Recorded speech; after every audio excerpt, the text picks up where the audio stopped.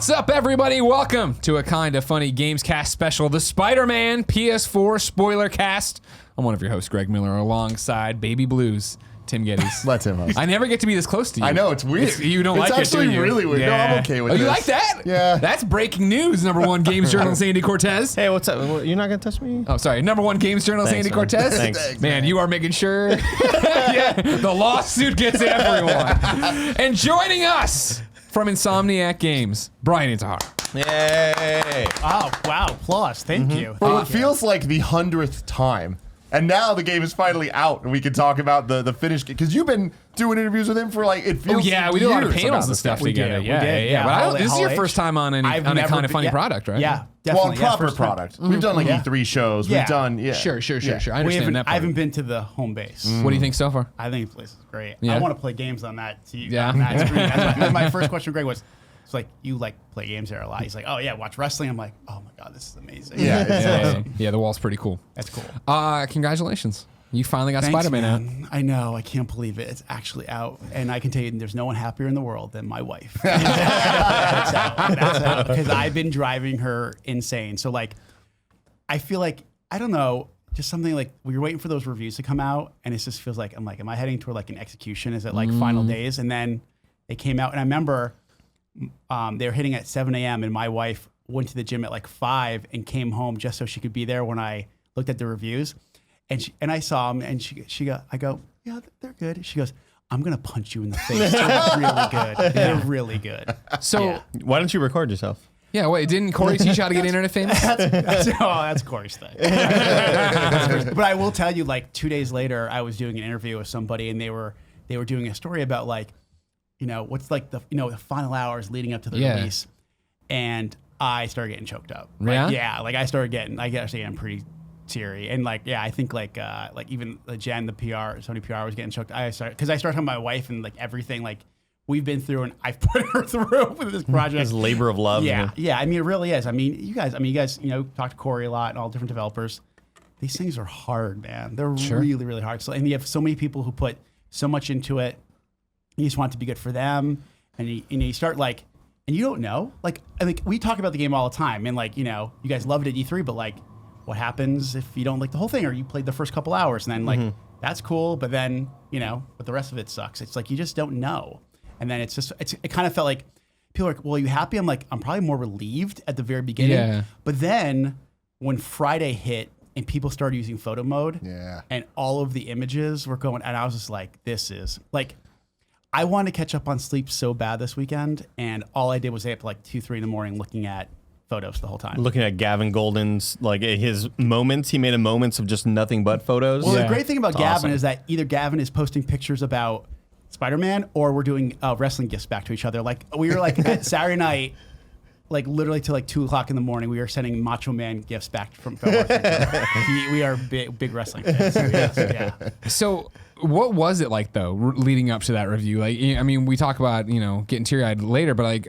when you're coming in, what are you expecting in your head? Are you trying not to expect anything? No, I'm definitely expecting something. Okay. I think. Did you feel like you had like a 9, a 10 on your hands? I thought we made something pretty special, but I don't know what that means. I mean, what if someone doesn't like Spider-Man? What if someone just got handed the game and said, review this for Impossible. But what if someone's like, I'm so burnt out on Superheroes, open like, worlds. or like, I'm just gonna, I just don't want that to happen. It's funny. I worry a lot. Like I have really bad OCD, like really, really bad OCD since I've been a little kid, and like it definitely gets into you. Like you start to like work yourself up to like, and you start like, I mean, the only thing I did on the weekend before was I actually started playing God of War. I was like, I just need distraction. My wife was like, what? You've been talking about this game for like 2 years now. What? It's funny. That was my Spider-Man. I was like, I've been waiting for God of War. And I actually did not play. I only played the first 45 minutes between January and September. First 45 minutes of God of War is the only thing else I played because I felt bad. I was either cheating on Spider-Man or I was like, I got work to do and play it. And I just kind of it was a nice distraction for a few hours. And that's kind of what got me through it. And then I took my wife out to dinner and was just trying to like keep myself busy and then just going, well, is it going to be good? And I told like anybody, I go, I don't want to know what they think. Just let me wake up and see what it is. Cause I don't want like one review to come in and then it's like, oh, they don't kind of like it. And then I'm going to think, well, now everybody likes it. Or if someone gives it a really high score and I find out, I'm like, well, everybody's gonna love it, and then be disappointed that they didn't all do it. So it ended up being great. I think, and the thing is, as much as you guys like it, the fans have really, really dug into it and really they're being really nice to me over the last 3 days and telling me how much which is unheard of on the internet. Yeah, it's funny. The thing they were most angry about was so when I was waiting for the reviews and everything to come out, I was like, I'll play God of War, and I was like, oh, you know what? I'm gonna pre-order Spider-Man. Like I pre-ordered it, and I was thinking, I'm like, well, if everybody else is gonna buy it, I should buy it. And I actually didn't have a code yet, and everybody was getting mad at me that I was buying the game. Like, what do you mean you don't get a free copy? And I'm like, guys, just relax. I actually just want to see like what the front page looked like and all that kind of stuff. And I was like, screw it, I'll just buy it. And but yeah, it's been people have been super positive in me, so it's been great. How long have you been working on this game? Over 3 years. Jeez Louise. Yeah, so it's like pretty much like all of high school, all of college kind of time frame, and now you're like, okay, comes down to one day. Is that the whole dev cycle? Has it been a little bit over 3 years? Yeah, now he's on it really, really early. Like, I mean, maybe 2 people on it just for a while to kind of, okay, we're going to do this. Let's start talking about things. But it was, it really didn't pick up steam till, maybe 6-7 months later. So just really early conversations. And yeah, I mean, the first thing we did was get Spider-Man swinging. Yeah. Like, literally the first thing we did. Yeah.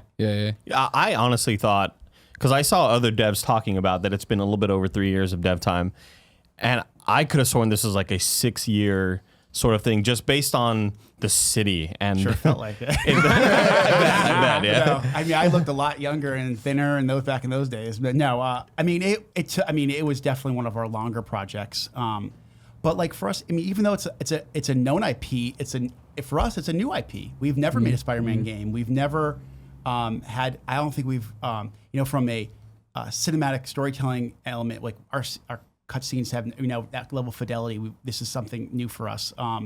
We've told great stories, but just what the expectations are for 2018. Sure. This city is several times larger than Sunset. This character moves way faster than the Sunset character. So we haven't made a lot of melee-based games before. Like, yeah, he uses webs and interacts and all that kind of stuff, but like we hadn't made like a traditional, third-person melee game before, so that was new for us. So even though it's a known character, for us it basically is a new IP. So we had to kind of learn what it was about. For you coming on, so for somebody watching this, not that it really matters because we're going to publish it the next day, but this is the Monday after the release. So it comes out Friday. You're here on a Monday. Yeah. Today I saw, and I think it was the first time, maybe not, but I think it was Ryan McCaffrey over at IGN broke out a thing from his Unfiltered with Ted. Yeah. Talking about how when Marvel came to Ted Price and was like, hey, do you want to do a Marvel game? I think it was like he was lukewarm on the idea and then came to you guys. I think Ted, the great thing about Ted is that Ted wants to do what the company's excited about. Mm-hmm, it's not like, okay, we're making this, go do it. Ted really wanted to, they came to us like he said, and they said, what would you think about it? And then he kind of started testing the waters. But the best was, so a few of us knew about it. I was one of them, lucky, because I just happened to coincidentally be like walking into his office, tell him about like, hey, we're finishing up Sunset, we're almost done or something. And he then tested some people, and then we were at a company meeting, and like I said, Ted's very open about everything we're doing, and he just put the Marvel logo up on the screen, and you could literally hear people go, and that's when you knew we were gonna do it. At least that's when I knew. I was like, I don't think he can go back on this. and it had to be Spider-Man, right? I said it had to be Spider-Man. I feel like he fit our studio really well. Sure. I feel like from a Marvel standpoint, he's the character that everybody like. To me, he's like the mascot of Marvel, right? At least for me. And I felt like he just fit our studio really well. He fit the kind of games we make. I remember reading one of the early Sunset reviews, and someone actually wrote, I wish I had the link still, is I would love to see Insomniac make a Spider-Man game. And I was like, oh, it's fate. Like, we got to do this thing. So, yeah, I think it was just the right fit for us in terms of the tone of the character, this underdog mentality that we like to think of ourselves as an underdog. We're still independent and stuff. So, it's just a perfect fit. 100%. I mean, that's the thing. I don't think we've ever talked about it, and I won't name names. But I found out. When did you debut at E3? 2016. 16, was it? Jeez, okay. Too early. So then I would have found out, I guess, 2015 2015 at some point. I got it. Not from any of your guys, another developer who knew a guy who did blah, blah. And like when they said it. Because the rumor was Sucker Punch was making it. And it was. They like, I know this guy that's involved with this game. And I was like, oh my God, Sucker Punch is making a Spider-Man game. Yeah. And he was like, no. Yeah. And I was like, who isn't? Like, it's Insom. And I was like, are you fucking serious? Yeah. Because it was like, you say you guys like to think of yourselves as the underdog. I would think that if you're a student of the game and paying attention, I would say you guys are, right? You have been doing awesome, amazing things for years. Yeah, for next year will be 25 years as a student. And I don't think for the most part you've gotten the credit you deserve. Thanks, you know what I mean? Like Ratchet obviously was this thing, and then it's I think not that it's struggled to find its place in PlayStation 4 era, right? But it was that jump from PS2 to PS3. Things happened, and Resistance happened, and had a fan base behind it, right? That cared about it, but not that. And same thing with Sunset. Sunset had an audience behind it, but it wasn't a breakout hit. I think obviously PS4 was selling really, really well compared to Xbox, so that kind of had something to do with it. But I think that it really all aligned. Like, we've worked with Sony for so long over the years, to be working with them again was awesome. And like, one thing, I know it's going to sound, maybe, I don't know, get me on a soapbox, but like, I want people to understand this game would not exist if it wasn't for PlayStation. Like, I know like a lot of people like us ask about Marvel and they want to talk about us, but this game does not exist if it's not for PlayStation and it's not for their support. And like, I'm telling you, like, anytime I wanted to do something and I want to make some drastic change, it was like, okay, I never heard about anything. I just like, go do it. And the question was, is it going to make the game better? And I was like, yep.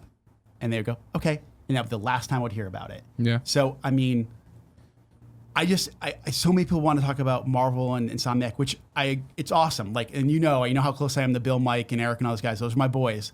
But like, I owe everything to PlayStation. So I feel like it's the first time that in video games we've ever seen this, like with what PlayStation 4 has going for it, with its lineup of these amazing back-to-back games.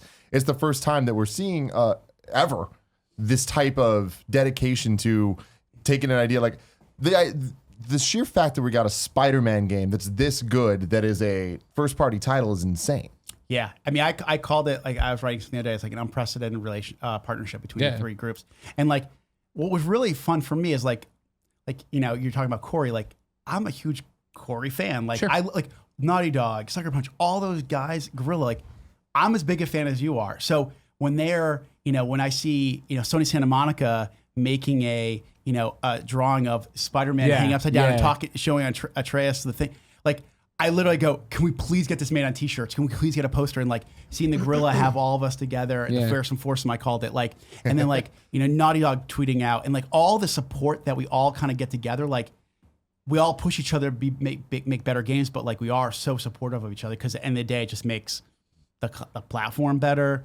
People who say single player games are dead, obviously they're not, like those kind of things. So it's and like getting notes, like, Amy Henning is someone I've always looked up to for a long time. She actually helped me get the job at Insomniac in many ways, sending me a note, like, that was like, I was like such a highlight for me. Like, it's so awesome to see what it's been like, and to see how many people are playing it and talking about it. It's been it's freaking crazy. It's definitely a game that I thought to myself, I really hope we see this love and care put into all the other franchises. Oh yeah, because this is set the precedent. Spider-Man game. Exactly. Are we going to get the Avengers game? Yeah. Well, like, and the funny thing is, when I was working at Insom, like, so I've been there just over 10 years now. Like, when the Arkham games were like at its peak, when they were like every new one come out, I would go, man, we need more. Marvel's just got to do this. Yeah. And then like a couple years later, they're calling us to do it, and I'm just like, oh my god, like, so yeah, it's been awesome. Yeah, it's like, and we knew, like, some funny thing that like Marvel and I talked a lot about is, this is the Iron Man. This is the one that's going to start it off. Yep. Like, this is the one that's going to. I just got chills. We literally talked about it from day one as like, this is the Iron Man. We can't F this thing up, because it's a big thing for us. It's a big thing for them. It's a big thing for Sony. The future, yeah. For PlayStation took a big risk. Everybody. So we like every single day we would think, it got to be like Iron Man. It's got to be the Iron Man. So when you talk about it wouldn't have happened without PlayStation, what does that like holy trinity look like between Insom, PlayStation, and Marvel games? So, I think that, so I got to work with a lot of people at Sony, but for one person we had Connie Booth, who's been our producer for a long, long time, Grady Hunt, who's also been our producer, but So we've worked with them over the years on Resistance, Ratchet, all throughout the years. But I was fortunate enough to have Mark Cerny come on as a producer on this game. The architect of the PlayStation 4. Yes, the architect of the PlayStation. And Knack. And I will tell you, he is one of the smartest men I have ever met. Mark Cerny's intimidating to talk to. I'm not shocked by that statement. He is a very smart man, and he knows it.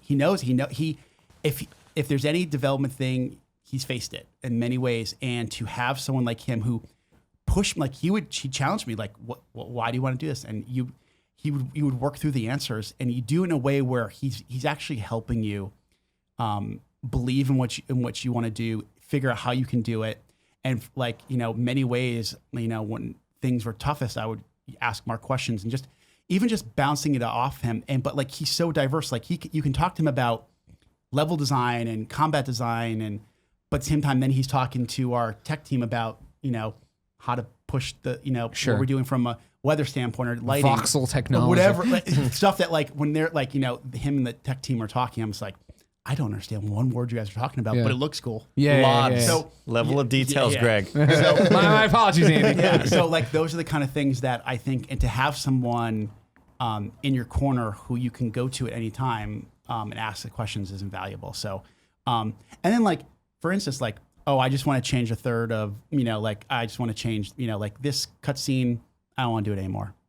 Well, we spend all this money doing it. All right, well, no, you can just, we can make this better. We can totally make this better and go for it. And that's, because, the other thing is, as you guys know, story was huge for us. It was really big, but sometimes you just don't know if it's clicking until some of the stuff is created, and to go in and just, and talk about how we can make it better and be okay with, making some modifications and stuff and getting total support was awesome. And like, yeah, I know I became like infinitely a better developer and storyteller because of them. You've been talking for a while now. Everybody knows you. All right. Everybody's seen you around town doing these. Game Informer's asking you a million questions in a 75-minute video. That was like the most nerve-wracking thing. I said, I could show you the game for like 2 hours, but doing this for like 20 minutes, like the 100 questions, I was like, you're gonna ask me some question I don't know the answers to, and then I'm gonna look like an idiot. This guy doesn't know Spider-Man at all. This guy doesn't know Spider-Man. Why is he making this game? That was my biggest fear. But yeah. Sorry to interrupt. Creative director, your title.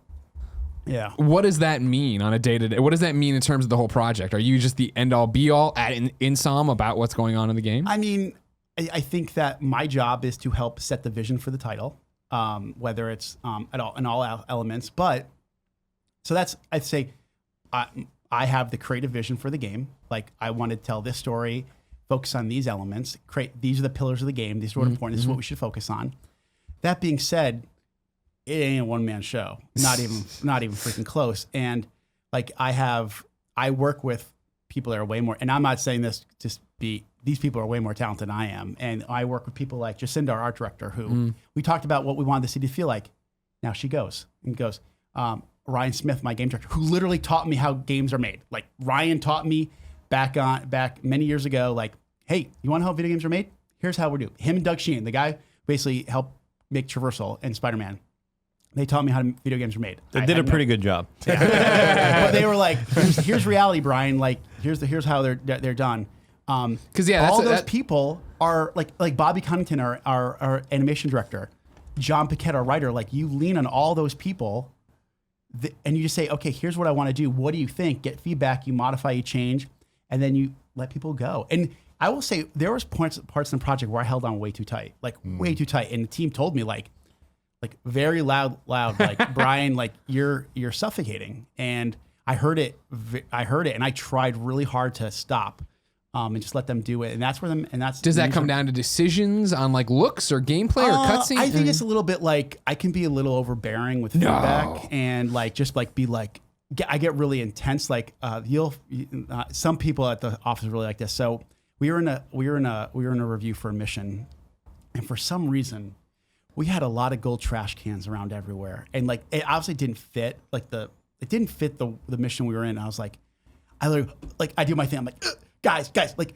why are there so many freaking gold trash cans? And like, and that's literally how I sound. Sorry if I blew out your eardrums there, but like, that's like, I'll get like that, and I'll get fixated on something, and I think that And honestly, it comes out of fear. You think the whole game's going to suck because of that thing. And reviews are going to eat us alive. And it's so irrational. And I think that it's all out of fear. Remember, I haven't been a creative director before. So this is my first go. And like, no big deal. No pressure. You're working with, it's just funny. So the first trailer we ever released was where he says, no pressure, right? Like, that's literally my mantra for the entire project. Like, that I get really, I was so scared of something going wrong. And when I said, they're just, these people are really good, and just let them do what they're doing. And, and it was, and I heard it really quickly. But I think my job sometimes is to push and poke and prod, and then sometimes is to back off and support. So you just find that balance. And, like I said, as a first time creative director, you got to find that balance. And some days I was really good, and some days I would come in on Monday morning after doing like a 30-hour marathon session. And, I'm so embarrassed to say this. Like I need to go for a walk. I walked out, and that's me being kind of just like, again, fear of it being going wrong. But end of the day, trying to remember that it's a really talented team working on it. This is a spoiler cast where we get in all the spoilers and stuff. We've been pretty general. I want to give you one more question before we go, in case somebody listening before it gets like really hard. Yeah. But you taught you everything about how games are really made. Yeah. Something I think gets lost right now in your narrative, because again, now you're a big star. You know what I mean? You're a big star. You're on all these things. Everybody knows yes, the Spider-Man I will be guy. only talking in third person for the rest of this. You used to be just like us, a video game journalist hack or whatever, right? I was definitely. You were a hack big time, one-upping it over there. Yeah, I was. I was actually funny. I was just over. I was like, I had lunch a block from where I worked, 101 2nd Street. Ziff Davis, baby, EGM. Yeah. So it's surreal. 10 years. That was 10 years ago. Does that feel like another lifetime at this point? Like, I was walking down the street and I'm like, oh my. Well, first of all, I don't know any. All the restaurants I went to are gone. Oh sure, I was like, oh my god. Yeah, they can't pay the rent. Like, anymore. We were looking. I was like, okay, we go. No, it's not. It's not there. Yeah, it's absolutely surreal. Like, and I had a lot of people, like my old coworkers from that time, message me over the weekend, and like John Davison, who's the editorial director, messaged me last night. He's like, I'm in the UK. I'm flying home, but I'm so goddamn proud of you. Like, I mean, it was awesome. Like Mark McDonald from Japan, who I'm really close with. Luke Smith, who's a creative director at Bungie, is my best friend. He's one of the guys I leaned on a lot, just from like, we've been kind of through similar paths of, going from journalism to direction. It's been, and I want to say that like I don't think reviewers should like have to know how the game is made. I don't think that's fair. It's like, end of the day, like just judge what it is, right? But I'll never forget. There are some things where I'm like, well, I just don't understand why we can't do that. And then they go, well, here are the 5 reasons why. And I'm like, oh, okay. Like, so you just can't change the resolution like by just like a couple things? Keystrokes. I'm like, isn't just more zeros and ones at the end of the day? No, it's not. It's really not. Yeah, but like, and I had to do a lot of work to like get caught up to speed. Like I would ask our character artist, like I remember one day he was clearing out his bunch of books, and he had a bunch of modeling books that kind of just, here's the process. And it's like, okay, start with this, go with this. I would read them, and I would just ask read a lot topology. I just read a lot of. I just ask a lot of questions, and basically say, "I know nothing. Teach me." What I liked that I thought encompassed it well was that you wrote the note that came with the reviewer's guide. Yeah, and you even started, I think, of like, this is surreal because as many of you know, I used to be you. Yeah, I used to. I think I've used the word surreal more than pretty much anything of this entire experience, because it's like, I feel like I've lived a pretty charmed professional career. Like when I was a little kid, I remember sitting on my best friend's front porch and going, wouldn't it be cool to write for EGM? I wrote for EGM. Yeah. Wouldn't it be one day to make a video game? I'm making video games. God, could you ever imagine making a Spider-Man game? I'm making a Spider-Man. Like, like I said, people saw it, like outside of wanting to be the quarterback of the Cleveland Browns, this is the best thing. This is the best job I have. Like that fantasy of being a football player. You'd still be a second stringer if you tried out right now. Maybe they would have won yesterday. But like, yeah, I mean, I pretty much have had like, I have, I'm 41 now, and I can say like, I pretty much outside maybe a couple months, I gotten paid to basically be a kid. Yeah.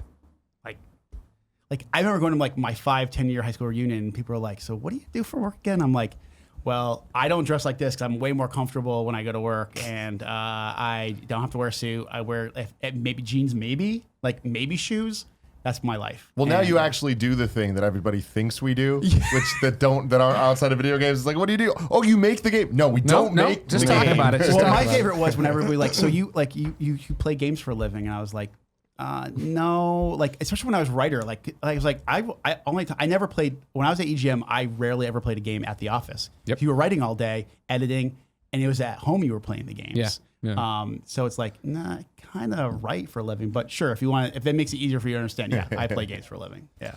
All right, ladies and gentlemen, this is Kinda Funny's Spider-Man PS4 Spoilercast. Now, if you have just been, listening on your podcast feed, something else happened, you weren't paying attention, this is your final chance to get out. We're going in, baby. You should have beaten the game by now. Andy did it in 2 sittings or whatever because he's a crazy person on Twitch. 18 hours. Jesus. All right. You did it in a little shorter than I thought you would. Yes. I think most people are averaging about 20. Yeah. Well, I totally main path. I tried to go main path. Main yeah. path. It was 2 a.m. I was like, I have that was to when see there was this like through. some rumor out that was like, this thing's 12 hours. I'm like, and he was like, I was like, no. Like, I was like, what?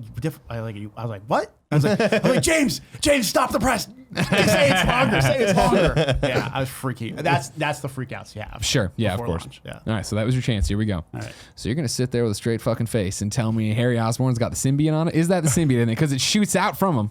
Don't act like you don't know what you did. Don't act like you wrote it. I like that shirt. I like that. Why isn't this suit in the game? Why isn't this suit in the game? I think that something like that suit deserves its day in the spotlight. And I think just making it a unlockable suit wouldn't be doing it justice. Yeah. Yeah, I think it's one of the best stories for Spider-Man. Sure. And I think that it's a complex story. I think that that story needs to be told, and it needs to be told in the way that Insomniac would tell it. Hell yeah.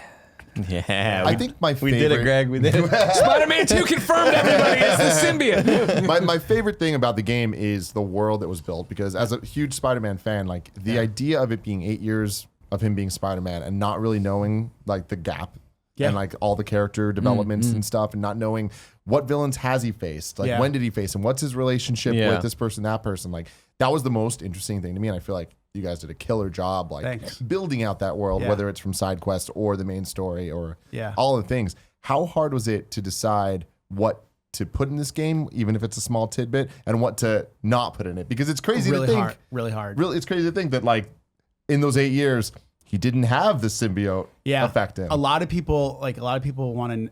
So it's funny when I found out like we're making Spider-Man, I'm like, oh my effing god, yes. And you're like, oh my god, we're making Spider-Man. What do we do? What do we do? And you start to, so you go fanboy, and then you go in full freak out mode, and like, well, is it, are we going to show Green Goblin? Are we going to show a Venom? Or like, who's he had a history with? And we knew right away. We said like, listen, the origin story's been done. We tried to do our research. I'm like, that's not the story we want to tell. We didn't know that Marvel Studios was going to all of a sudden team up with Sony and make, a younger Spider-Man, which would have been good because we could separate ourselves. And I figured no one wants to see Peter Parker with kids and married. I don't think. All right, first off, fuck you. Renew Your Vows is a good comic. I'm not saying that, but I'm saying like I think that there's a smaller audience for that. They want.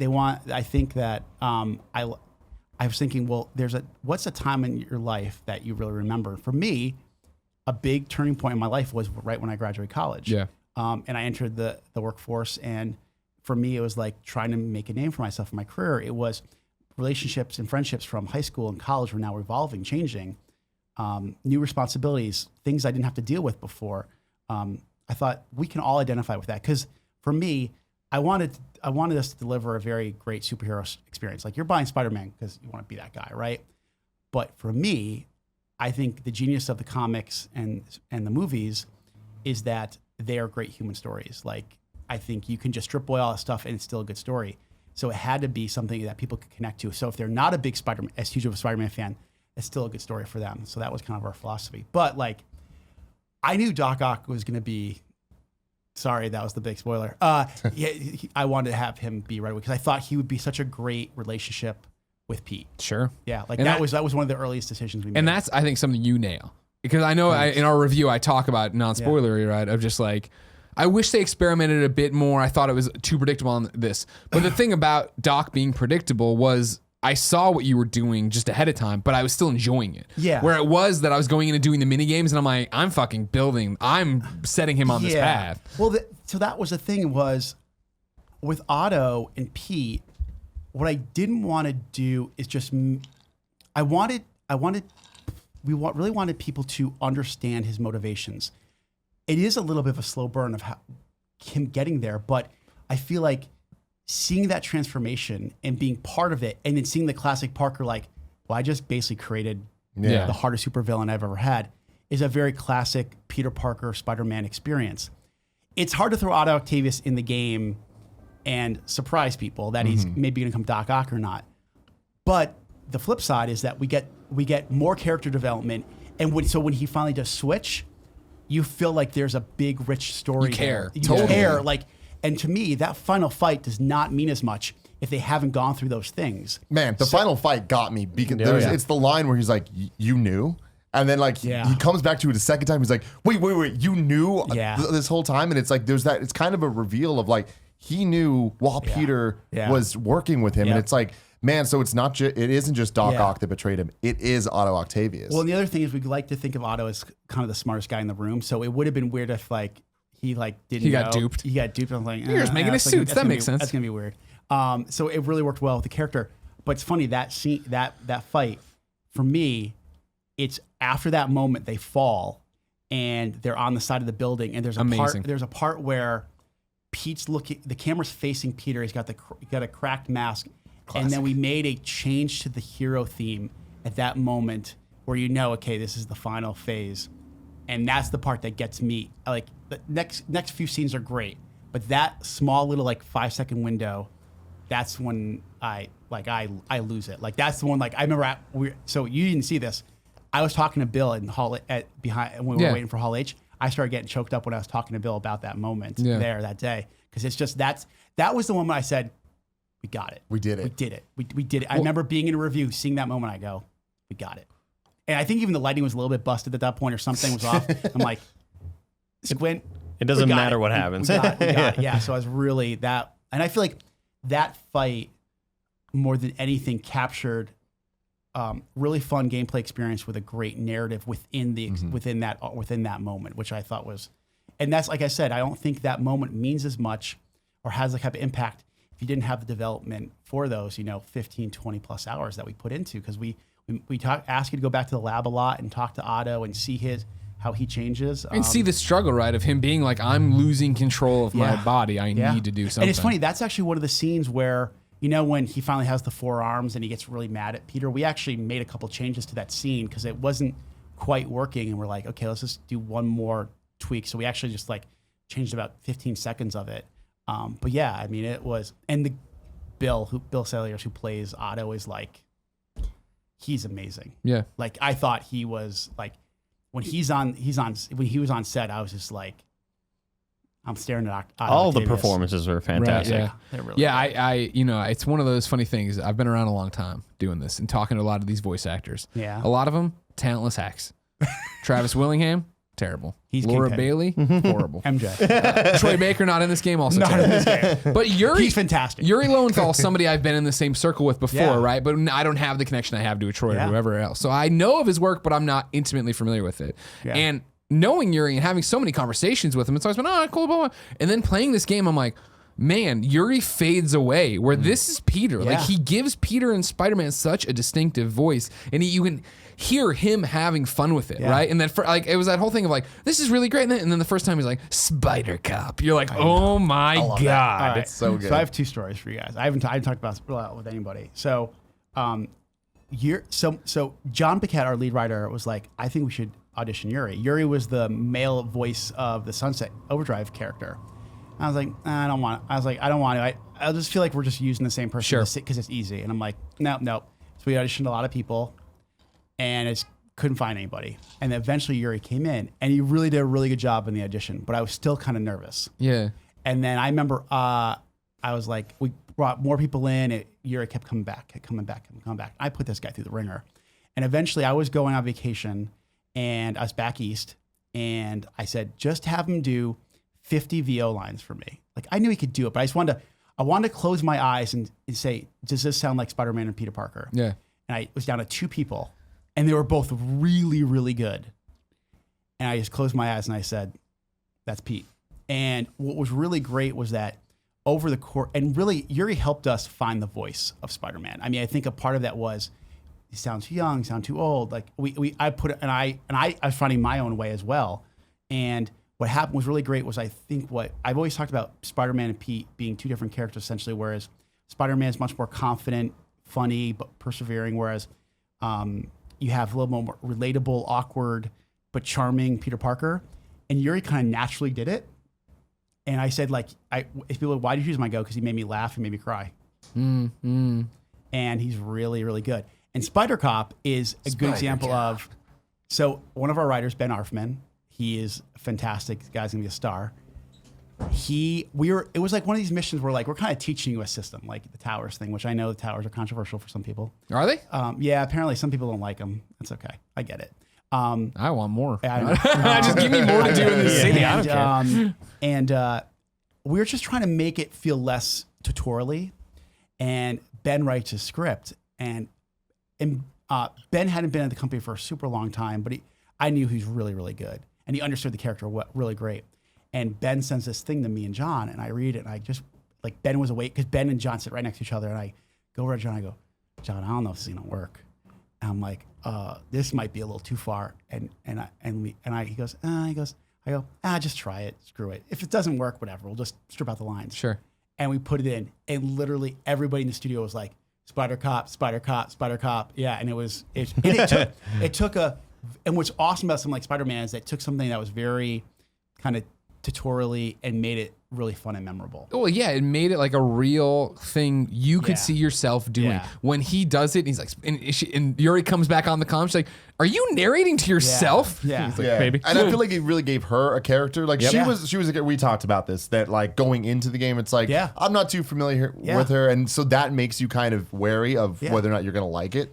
So I purposely chose her because I wanted people to understand that this is a different game. This is a different experience, a different universe. Like we're going to take some characters like Yuri and Mr. Negative, and in some way Silver Sable, that you may not be so super familiar with, but we're putting them in roles that are prominent because I want you to know right away when you pick this game up, I haven't seen this before. I haven't really played this before. It was a very conscious choice to pick those characters. I mean, Mr. Negative gave us a villain that we could use to also help us build Otto up. Yeah. And they actually have some ties together. And then there's a gameplay element of Inner Demons. But I wanted people to go, oh, I'm not sure who this guy is. Oh, this is different. This is new.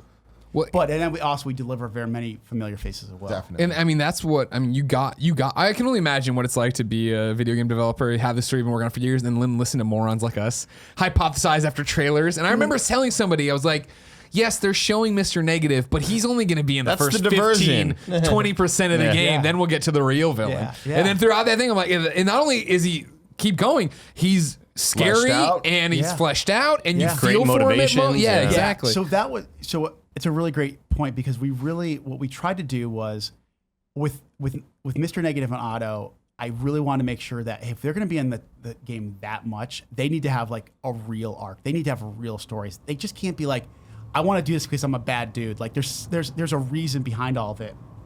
Like our joke during development was like, no more mustache twirling villains, right? We didn't want that. And it's challenging sometimes, especially like to interweave these two characters, and then obviously Norman kind of lurking in the background. Dude, handled so well. Yeah. Okay, so whenever Bill, who's Otto, and Mark Rolston, who is Norman Osborn, were on set together, it was like energy just like pulsing, aiding, and they were just, it was like, I thought like things were gonna explode. The energy and like the intensity these guys brought was crazy. I mean, like, I remember we did a table read at Insomniac, and they were just across the table from each other. And I remember Bobby Cottington, my animation director, was sitting right next to me, and I look at him and I go, holy shit.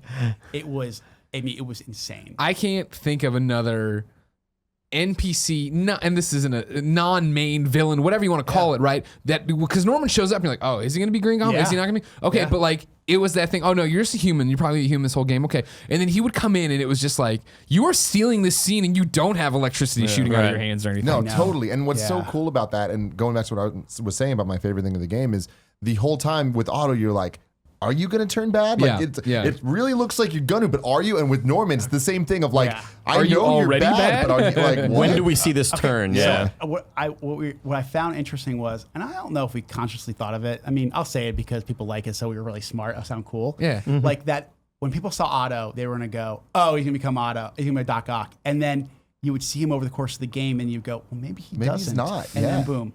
I held out hope for the longest time that it was going to be that he was going to be Otto, or Doc Ock, but not be bad Doc Ock. Yeah, and then we toyed around with that idea, by the way, of like him being a good guy. We just kind of felt it was not working with what we wanted to do. Sure. By the way, if I'm talking too long, I feel like every question you guys are asking. No, don't worry. People showed up for the Spoilercast to hear me talk about it. That's what it is.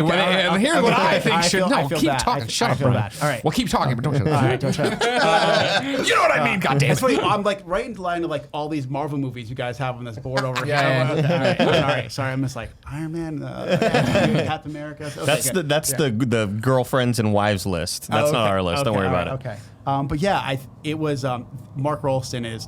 He was actually one of the first characters we cast as Norman because he just came in and I was like I go like if Mark's here I'm like, so Mark, could you like maybe try this because I'm so intimidated like he's just like but he's also like the nicest dude. He's like the nicest dude. With the world that you all have in this game, you sort of have free license to kind of craft your own Marvel story. Yeah. I know when I'm sort of given that freedom, it's sort of like I'm paralyzed, and I like where do I even start? Did you all like did you all say we can maybe take some influences from this world or maybe this comic and this run? Or I think what I learned early on, which I always seemed like, well, hey, we all read the comics, the cartoons, and then we went to the movies, and that's how everybody does. And I realized like that's not how everybody gets in these characters. Like we have people on the studio who just like.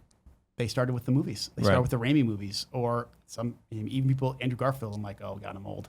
And I think that what you do is there are little differences between all of the different versions, even in the comics. Like depending how Bendis wrote it compared to Dan Slott to other people. And what we tried to do was look at the common characteristics between all the different entities. And I go back to the big idea of worlds colliding, the thing that Bill and I talked about really early on. The best stories are when Peter's and Spider-Man's world collide. And then we said, well, what are the two personalities I described to you? The resiliency, the humor, the confidence of Spider-Man with the relatable, vulnerable, somewhat awkward Peter Parker. That's common amongst all the stories. And then when you kind of have that, you're like, okay, well, what do we want to tell? How old do we want to make? So we kind of started very high level with worlds colliding. In the idea of like a superhero experience within a human story, and then kind of went down more and more detail with every level. At least that's how I'm going to say we came up with it. Sure. That sounded great. You nailed it. Exactly, yeah. They're probably going to ask you to make a second part after that. Yeah. We'll see. I really appreciated from a marketing side, like, we live in a world now where there has to be 10 trailers before a movie, and it's just like they usually spoil the entire movie. Yeah. I feel like Spider-Man did such a great job over the couple E3s of giving, like, especially the first time seeing Mr. Negative, and it's like, okay, cool, we're going this direction of a more relatively unknown character. But then the bigger blowout where we did see, it's like, oh, it's the Sinister Six. We get what we're doing here. Yeah. But ending that with the, oh my God, it's you. Like, there was so much speculation that even playing through the game, I was like, man, they did such a great job where I want to get to that part because I want to know who it is. And it made the reveal feel a bit more meaningful, I think. Yeah. So, thank you. So I had a pretty good feeling that after that first E3, the first time we showed Mr. Negative, people were going to be like, where's all my villains, man? Like, I want my guys that I like. And I'm like, it's coming. Just wait. And when I knew we were going to be at E3 again, I was like, oh, we're bringing out the Sinister Six. And originally, I mean, I've never told anybody this. Originally, you were going to hear Otto's voice over Black. That was the original plan, actually, during that E3 thing. Just got chills right there. But then it was, I think it might have been Bobby Coddington, our animation director, or somebody goes, I think it's better if we just cut. Totally. And it was. And I was like, And it was one of those things where like for like 6 months I had it was like, okay, Otto's gonna say this and pop. And then he goes, I think it's better. And I was like, yeah. He just did like a quick edit and I was like, yeah, that's definitely the way to go. But yeah, it's funny. I sometimes think we show too much because just,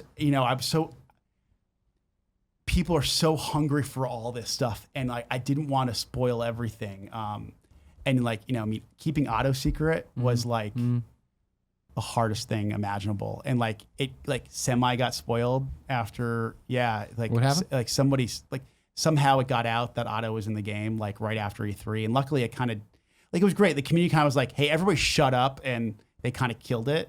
But yeah, I mean, that was, and we especially myself and Mike Jones fought like, we are not showing Otto. Like, we are going to save this big thing for the community when they play it. Like, Miles playable, we never talked about it.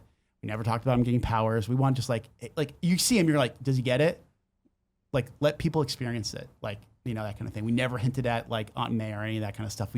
I wanted, because you want to go into these movies, these things, these experiences, and just be surprised. And I think that was, I talked about it in our review, right, where I thought it was a baseline Spider-Man story. Maybe that's the only problem I had. It was predictable, right? But then it's not only talking to these guys, talking to now people playing it, talking to our peers who are reviewing it.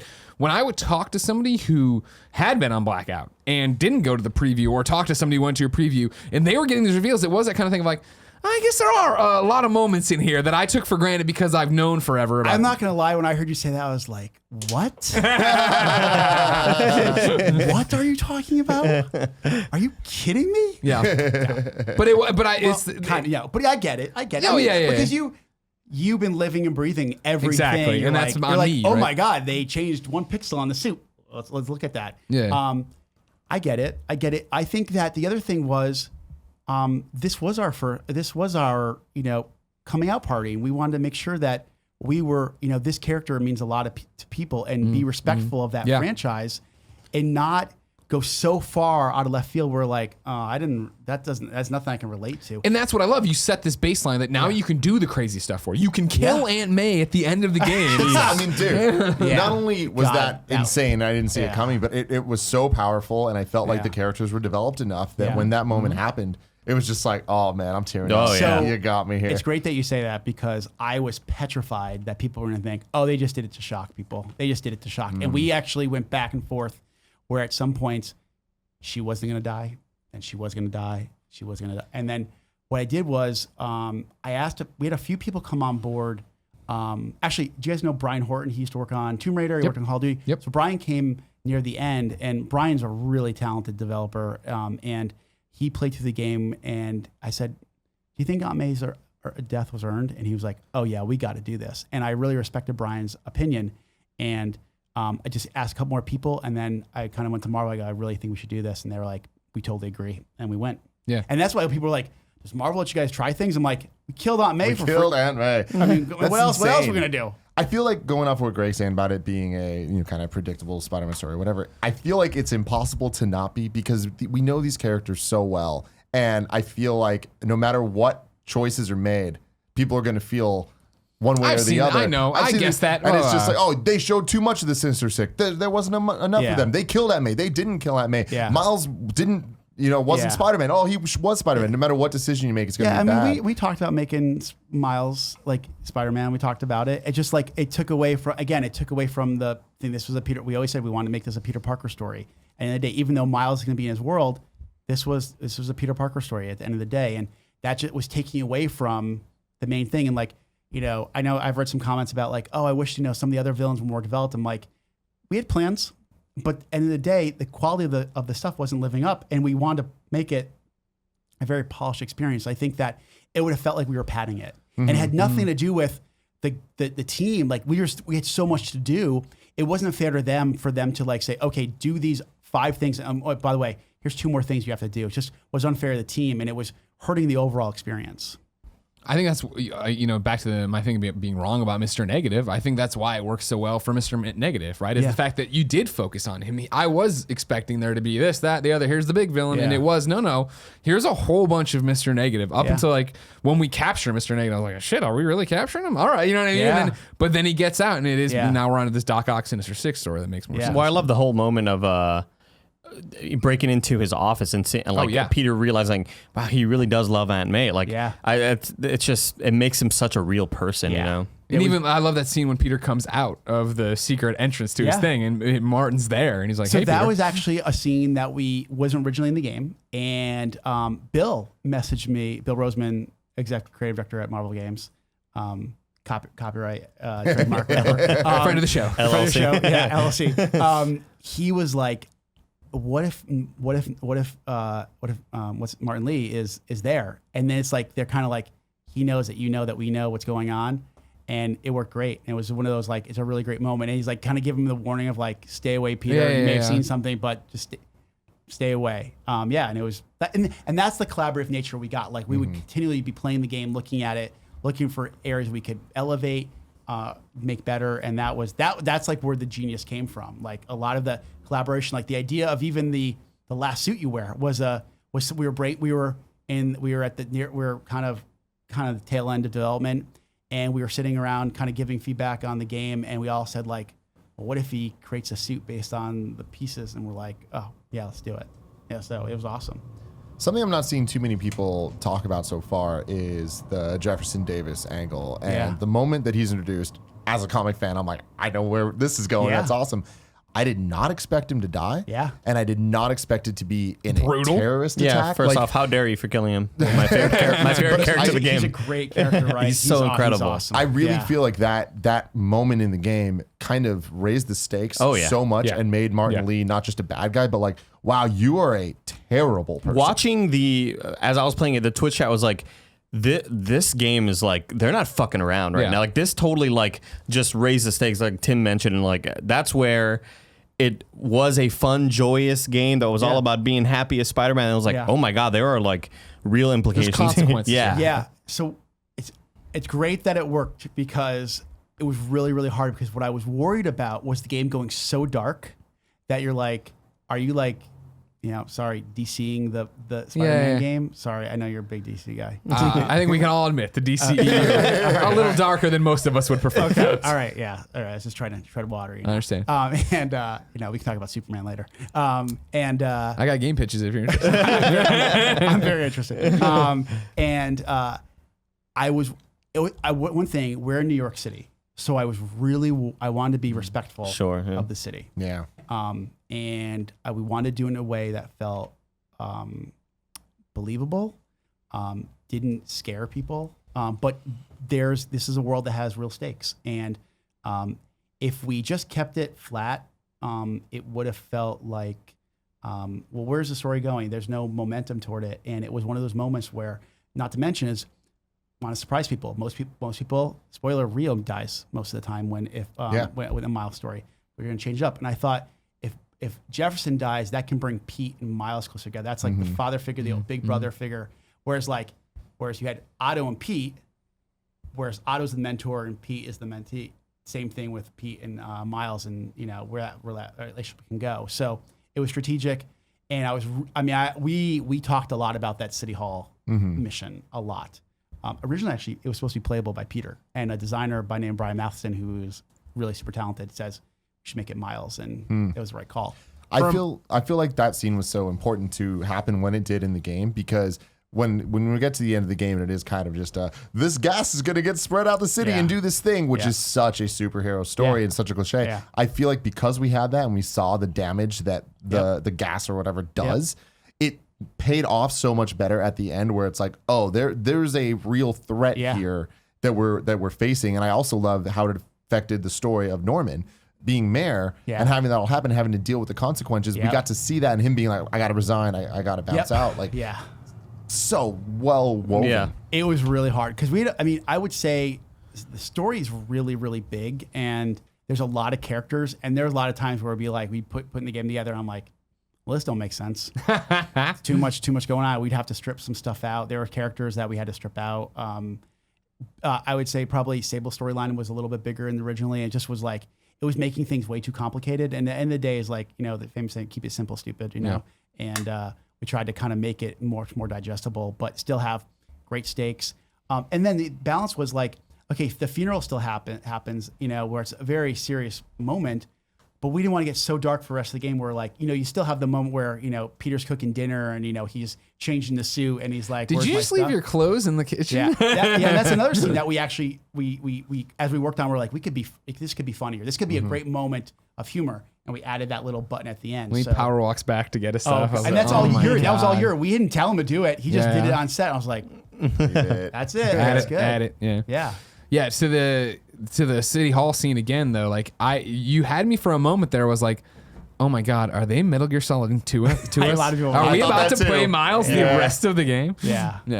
But I think you made a good call. No, you did the right thing. But because I had been publicizing for so long, like this is a Peter Parker story, and if I killed him, I think people would be coming after me right now. So this will sound like I'm fishing, and I swear I'm not really. Okay. But like, obviously you got this game done. You've been focused on this game. You still have the City That Never Sleeps DLC and all that jazz. How far have you thought of this? It's obviously a franchise. I'm sure you'd like it to be a gajillion games, but are they always Peter Parker stories? Well, let's see how many it sells first, Greg. Come on. Let's kill it in the UK. It's selling great. Yeah, exactly. It's selling great in the UK. Yeah, I'm so interested. I'm going there tomorrow to check. I'm going to fact check these numbers and see what is happening in the UK. Appreciate it. But like, do you see it always being a Peter Parker story? Because now you do introduce at the end of this, there's 2 Spider-Men, right? I think that's the fun. I think that's the fun. We have and there's a plan. Of course. There's a plan. I don't think that. I think there's many different ways we can go. I think also I just want to digest what people are thinking about the game and like, I've read reviews. I haven't read every single one because I just How many times can you hear you're great? I understand. No, it's not because you know what the thing is. I'll fix it in the one thing they don't like, and I'm First thing you did when you walk in was look at me and be like, "Oh, Mary Jane, huh?" Exactly. No, and I'm totally joking. I get it. I get it. I hope I didn't. And my thing is about that is just like I love the world that you built, and it's like you take the familiar things and what one person loves, someone else is going to hate because agree. It just means. And I knew different. that it was going to be polarizing. We knew like it was going to be polarizing, and we did. And here's my case for it, so you can then you'll tell me you love it. It was really, really important to us to make MJ a more capable contributor to the story. Not a damsel in distress. Yeah, I did not want to do the damsel in distress. And I want to interject right here because I'm letting you talk. It's your show. Yes, but I want to call out show. how much I loved that, how much Jen loved it watching me play it, especially based on the fact that we're reviewing all the Spider-Man movies. Yeah. And watching the Sam Raimi ones again, you're like, wow, this girl is just a prop. And I think that is, and that's how it was. And I think like, I'm married to one of the most smartest, beautiful, powerful, just inspiring person I've ever met, and my wife. I have 8 sisters. They are all beautiful, smart, intelligent. I work with many females who are smart, intelligent. Jacinda can get it done, and she is amazing at her job, and she is, and I want to represent that. What today's like. We should put them more in that position. So it just felt natural to us. So that was one thing. And I think that making her playable, you get more of a sense of her arc. It's not just like, well, okay, she kind of went into Norman's place, came out, and that's it. No, she's got to actually physically get around these places. The second thing was, I thought it would be pacing issue. I thought like, if we're constantly playing Spider-Man, it's constantly at a 10, it could just get exhausting sometimes. So I thought that would be a nice change of pace. But the third thing was, we thought it'd be interesting to see what is it like to be in a superhero world but not have superpowers. And that was just kind of a choice we made. I think some people like it, some people didn't. But that was kind of the kind of 3-pronged reasoning for that, kind of making her in the role that she was. And same thing with Miles and making him playable when he doesn't have superpowers yet. Just to say, because I feel like it wasn't in the review that I said this. It wasn't. It was Games Daily or something that we then had a follow-up conversation where I really feel like I put into words what my issue with Mary Jane. Yeah. And I feel like convince me. I totally am with you with everything you're saying, and you're right. Where it's like Mary Jane should be this character. Yeah. I just felt she was too close to Peter. Like I felt like it was too much. Like, oh, she works at the Bugle, and I'm like, well, we gotta get her something else. Yeah, I get that. I know a lot of people. Some people have said to me it's a little bit of Lois Lane comparisons too, which I get. And you know what's funny? When we made that decision, I didn't think of that for a little while, and I was like, oh, yeah. And I was like, you know what? I think for our story it works, and I really liked how confident and capable she was. I think Laura Bailey is. I mean, she crushes it on every game she ever works on. Unlike her talentless hack of a husband, Travis Willingham. Yeah, I mean, why do you think Kingpin got kicked out? Right out of the way. A way bigger part to the cast. Sorry, Travis. But yeah, I mean, that was just kind of a decision, and I think for me, it was just more about putting. I think it's in today's day, I think it's important to put females in very powerful positions. Excellent. Thank you. You're welcome. Some guy was mean. And I was going to ask his mean comment, but I threw him out. Just read it to me. Let's go. No, it's what? Read it to me. Raw Rash writes in to the Spoilercast. You don't even need a link anymore. Why did you change MJ's character? She's completely unrecognizable from her comic counterpart. Spectacular Spider-Man managed to adapt her perfectly. What did they do? I don't even remember. I don't know. Spectacular committed to her being a model. And being a very strong, like has her own motivations and stuff. But she is. It's hard to work a model though into this story. I think it was hard, and also like I'm just not smart enough to figure it out. So I asked everybody who wrote in though what the suit they used. He used the Spider Armor Mark II. So that's one of our favorites. I just want to let you know, I stuck to the White Spider the entire time. You did. I oscillated nonstop between the White Spider and the Homecoming Stark suit. I would always go between these. They felt more believable in the world. Yeah, I did Homecoming Stark suit, and then the main one I used was Classic Spidey, the one that like you start the game with. Yeah, exactly. Yeah. After you get it undamaged. I love the White Spider. I go between the Iron Spider just because as like a start Marvel Studios fanboy, like the fact that we got to like announce it along near the movie. I was and then have the arms, which by the way, I wanted the arms like day one, and I was begging the team. I'm like, please get the Iron Spider arms in there, please. And they were like, Brian, it's like what are you gonna do? What are we doing here? That seems like 2 weeks. It's a lot. And I was like, please. And they went away for a while. And then when we got the suit and I saw what the suit's power, I was like, guys. And again, Josue, and worked with our combat team, and we got an animator who was really pumped to do it. And I would just come over, and every day I'd see a new animation of them. I was like, yes.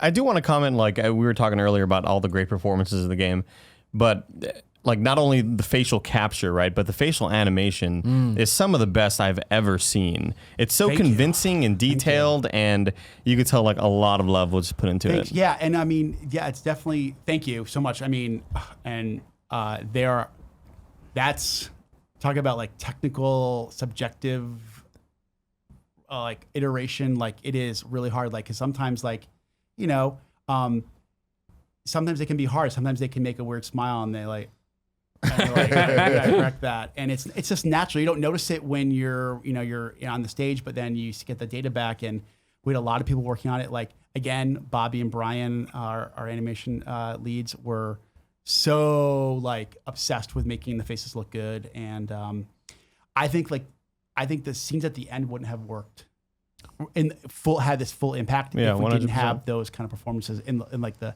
ability of the faces. Well, that's the thing, is that they feel like the character. They feel like characters. That's Yuri and the animation and the model. That Peter, and that feels so real to me, and that Aunt May feels so real. But Otto feels so real.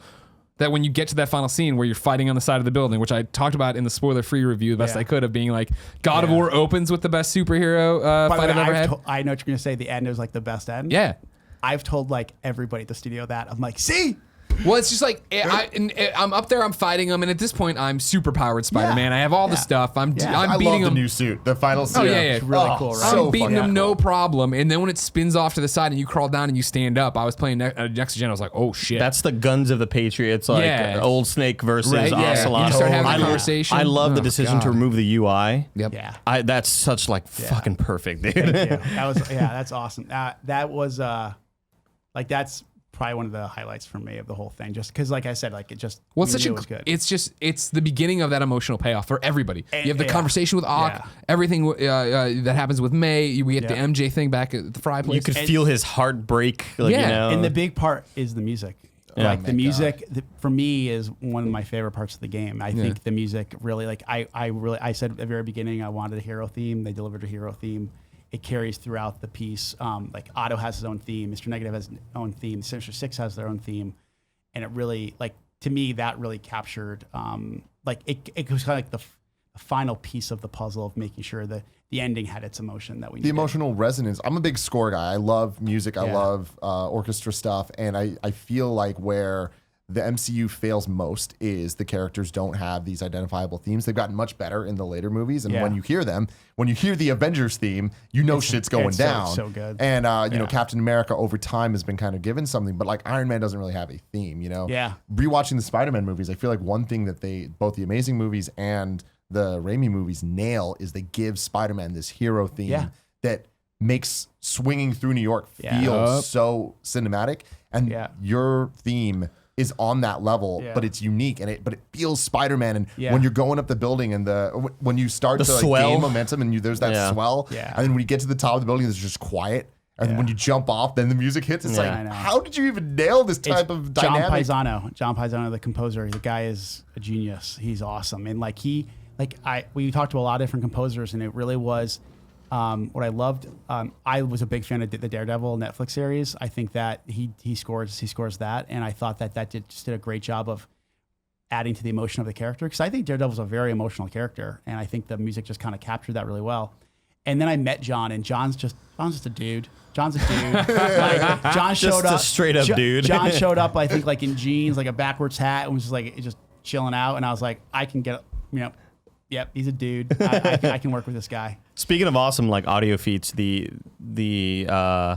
having two voice lines for Peter while swinging and not is just mind blowing to me. Did you see this over the weekend? I saw the and I didn't even Oh yeah, you think about it. I discovered it while playing it, and then I saw the tweet. But while I was playing, I was like, hold on. I just landed in the middle of a line, and now he's not exerting his voice anymore. This is genius, dude. Yeah, that was a decision we made really, really early on, and it's one of the things you don't notice, but then when it doesn't work, you would really notice. You're like, okay, so he's really straining himself to move through the city, and he's very calm. Yeah, fine. That's the audio team. First of all, the writing team to think of it, and the audio team that working alongside the programming to go it can all to make it seamless. Yeah, and it was and it's great. Sometimes you'll be in the middle of a line, you'll finish up, and then you drop down, and as soon as he drops down, he'll go into the quiet version. So yeah, it was really cool. I saw that someone write a story on that this week, and I was like, oh, they noticed it. That's really awesome. Yeah. But we had some bugs with it that thankfully we fixed. There was another everything, there's bugs with everything. There was another moment like that we had during our review where I was talking about the J. Jonah Jameson radio show. Oh, yeah. And I was like, I love how it interacts with if you see a crime go by and don't stop it, the people calling in will be like, Spider-Man just swung right by and didn't do this. I told you he was a menace. And Greg was like, I never heard that because I stopped for everything. So I never ever. And I was like, that is amazing. Yeah, and then when you complete research stations, he'll call later about talking about something that's tied to the research station. And that's another Darren DePaul is the J. Jonah Jameson. And what's awesome, so good. What's great is that we cast we brought in a lot of people into audition, and Darren was one of the finalists. And we gave Darren some feedback. I'm like, hey, next time we'd like to see this. And Darren just calls or emailed us something and goes, I want to do it live. I want to do the audition live for you guys, so you can just tell me right here. So we went to one of our audio director's offices, called up Darren, and then he was totally throwing out the all the Marvel trivia, and I'm like, he's on Wikipedia or something like that. And then he's bringing out stuff I know it's not on Wikipedia about J. Jonah Jameson, and I'm like, this guy's a real fan. And then he just delivers ultimate performance. It was awesome. And that was the idea of J. Jonah Jameson came up from John Piquetta, a writer. Christos Gage, who's a Marvel writer, wrote all the J. Jonah Jameson stuff. And then Darren just knocks it out of the park. Yeah, the Collins was such a cool way to have him vibe off somebody, right? Yeah. And it felt modern, modern. Oh, totally. Yeah, 100%. Yeah. I like the people who were just tweeting over the weekend, hey, I love that they cast him, but he's just a podcaster. He's just got a podcast now. Yeah, pretty much, stuff. Suits, we mentioned on real quickly. Yeah. Which George brought this one up. I like this when he wrote in. He played as the new White Spider suit because OCD didn't allow him to ruin cutscenes for himself. Oh, I get that. I could see.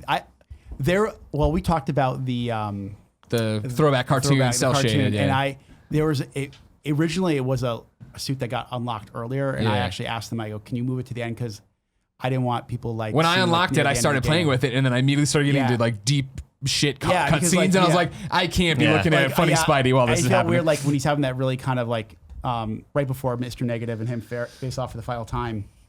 I didn't really want people in that suit. Like it would have felt weird. Yeah. I forgot what suit I had during the moment where Peter's teaching Miles how to fight. And I forgot what like silly suit I had on. I was like, damn it, I should have gone back to the White Spider suit. I know a lot of people who they're actually playing through first time as the White Spider, and then they are going to go back and play, tinker. And play around with like what the Spider-Punk suit and this suit and that kind of stuff. Yeah, exactly. Yeah. For the suits though, looking back, is there any you missed? I mean, obviously we talked about Black Suit being a powerful moment that you need on its own, but I mean, outside of that, like, do you feel like you played it too safe? Were you too creative? Like, because you guys put a lot of your own spin on stuff in there. Yeah, I think that you know how you know you're not going to make everybody happy? Mm-hmm. That's one area where I knew I'd never going to make everybody happy. Because that's what I said in the review, right? Where I was like, I could have gone for more of the ones I was looking for. Yeah, what were you looking for? Like, give me examples. For me, it was like the Clone Saga when Scarlet Spider breaks off one way, but then you get the redesigned big spider across, right? Or Superior Spider-Man, like the auto version. So I didn't want to do Superior because I was worried about the auto thing. Sure. Because I had auto. That was the only reason why we didn't do the Superior Spider-Man one. I also love, and I know it's a million problems, but Bagman, where he's got the bag I always had in the Fantastic Four suit. Well, maybe that'll change soon.